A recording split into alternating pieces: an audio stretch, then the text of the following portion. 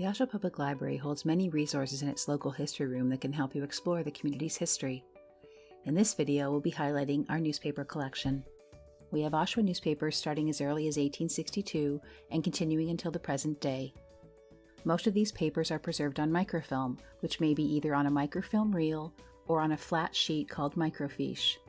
These are organized chronologically in special cabinet drawers. Sadly, there are large gaps in our holdings before 1945 due to a fire at the Oshawa Times building in 1971, when many years of papers were destroyed and, unfortunately, no other organization, including the library, held copies of all the papers that were lost. Efforts have been made by local archives and libraries to reconstruct this archive that was lost, and some miscellaneous issues have been located and filmed to help fill in the gap. The Oshawa Museum has made the earliest newspapers from 1862 to 1930 available online through the Canadian Community Digital Archives. There is a link to this resource included in the description below. The library has a mostly complete collection going forward from 1945, including the Oshawa Daily Times, the Daily Times Gazette, the Oshawa Times, and the Oshawa This Week on microfilm, and we also have bound paper volumes of the Oshawa This Week for the years 1972 to 1985. For a complete listing of the years available in our collection, visit our website at oshawalibrary.ca. So how do you search our newspaper collections? As our newspapers are not digitized, we do not currently have a fully searchable image archive of all the newspapers in our collection. However, we do have an online index that serves as a finding aid for locating items on the microfilm. It provides details about newspaper articles and birth, marriage, and death notices, which can be invaluable for family history research. You can access the newspaper index in a few different ways. You could choose to go to our website, then select Services from the top menu, and then Local History and Genealogy. A link to the Oshawa Newspaper Index can be found here. You can also go directly to the index by searching for Oshawa Heritage newspapers in any search engine. While this index covers a large time period, it's worth noting that it was compiled manually by library staff over many years, and not all newspaper articles and notices were recorded, so there may be some gaps in coverage. Let's outline how to search for a person by using an example. Let's look for the name Anita Brisebois. In the list of results, there are 3 for this person with brief information about each one.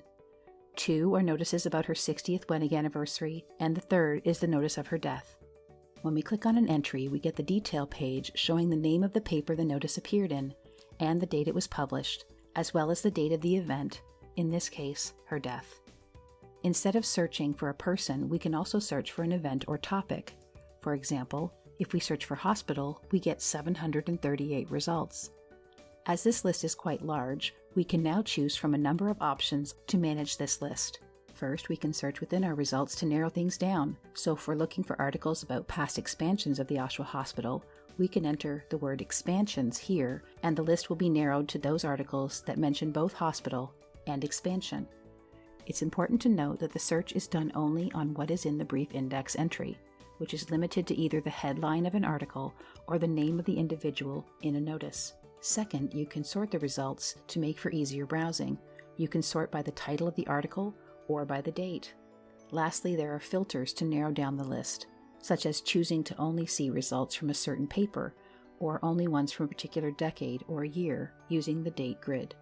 If you locate a notice or article that you wish to view, take note of the paper name, the date of publication, and page number if given.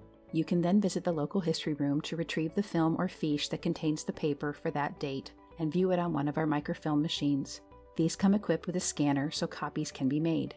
If you wish to save scans, it's a good idea to bring your own flash drive for this purpose. If you're not able to visit, you can submit a lookup request to have staff retrieve it for you, using the address found on the bottom of each page. Be sure to include the details of the article in your message. If you're not able to find what you're looking for in the index, that doesn't mean there isn't something in the paper on that person or topic. It just might not have been entered into the index. You might try altering your search words to see if you can get different results. For example, a search for Robert Charles Jones returns no results, but a search for Robert Jones brings up multiple entries. Scrolling down the list, we can see that some of the entries relate to a Robert C. Jones, who may be the one we're looking for. If you're still not finding what you're looking for, there are a few other options. If you know the exact date of an event that you think may be mentioned in the paper, you can go right to that date on the film and check the papers near the date of the event to see if it's there. If you don't know the date or only know an approximate one, this can make retrieval more time-consuming, as you will have to look through each day's paper page by page. Newspapers hold a vast amount of information about a community and its people.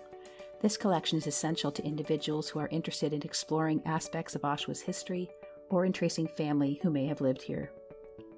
Take the time to explore this collection and be sure to check out our other videos highlighting the local history room collections. If you have questions about this collection or any of our other resources, contact us by email or phone, through our website's contact form, or on social media. We look forward to hearing from you.